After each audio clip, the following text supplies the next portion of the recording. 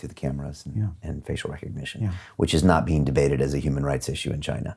It's No, just being there's rolled no out. opportunity to. Right. And I mean, we, in the West, I think, are beginning to appreciate the dangers of facial recognition technology because we already, allow ourselves to be tracked by carrying around our mobile phones, which are basically tracking devices. Yeah.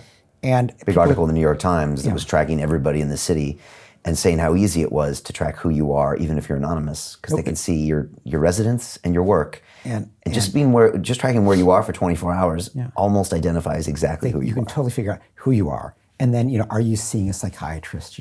Is there some secret contact you're seeing? Anything becomes apparent through this tracking device. Now, theoretically, you could leave your phone at home, which nobody does. But even then, as these video cameras are spread around and facial recognition technology is developed, they can track you that way as well. And so I think what in the West we're beginning to appreciate is that we're used to thinking of privacy as something that happens at home or in secret, but there's an element of privacy that we all depend on out in public as well.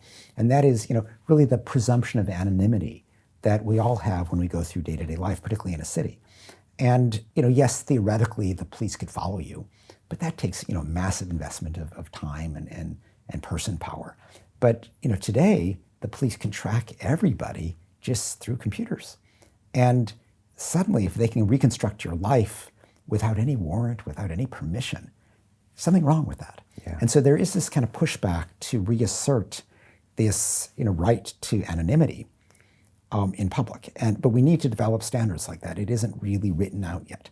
But China shows what happens when you don't develop these standards. But we in the West have got to act before it's too late here as well.